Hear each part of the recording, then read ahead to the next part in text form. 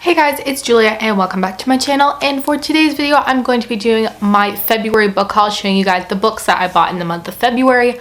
February is not over yet, it's like the 10th or the 11th, but I have 7 books here to show you, so I will show you those, and if I manage to get any more throughout the month then I will do another haul. But for now I have 7 books here to show you, so let's jump right in.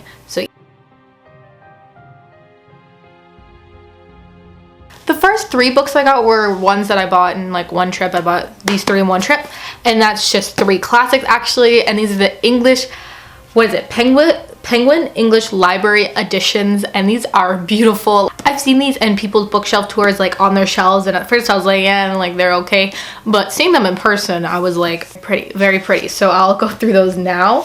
I have Great Expectations by Charles Dickens. This one is personally one of my favorite out of the 3 I got, like cover wise. I haven't actually read any of these yet, but it has this butter soft feel to it, you know? So that's very nice, and I read A Christmas Carol by Charles Dickens and I really enjoyed it, so I would enjoy Great Expectations, so I do want to pick this one up. Next I have Jane Eyre by Charlotte Bronte, and recently a lot of people I follow on Goodreads have been reading this book and they've been giving it really high ratings, and I've heard great things, and I'm just really excited to read it when I get around to it. And this one's more of the papery kind of feel to it, you know? Apparently some of them are like more buttery and then some of them are like kind of more papery. That's not really a word, but yeah, these covers are really nice and I'm looking forward to getting to this. And yeah, I think this one's a bit bigger too. It's over 500 pages, so yeah, big. And last but not least, I have Pride and Prejudice by Jane Austen. I have one other Jane Austen book on my shelves, which is Northanger Abbey. It's up there somewhere, and I haven't read it yet though, but I decided to get Pride and Prejudice, and I think out of these, the 3 classics, this might be the one that I read first. I'm definitely very interested in the story and hope that I like it, especially if I'm reading this on my own time rather than studying in school. I think I might like this more than if I were studying it, so yeah.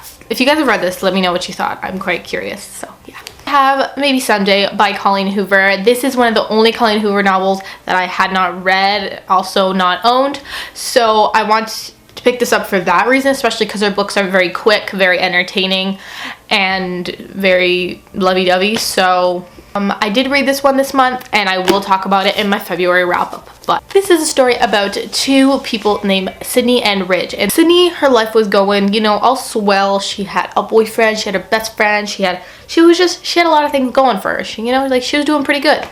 And then she comes to discover that her boyfriend is cheating on her with her best friend, and her best friend is the one she's rooming with, so she has to move out, and she ends up moving in with this guy named Ridge, and he and her write lyrics together. And there's like one, it is pretty diverse. I don't want to say how or why, because it's not a spoiler, but it's better to find out by yourself.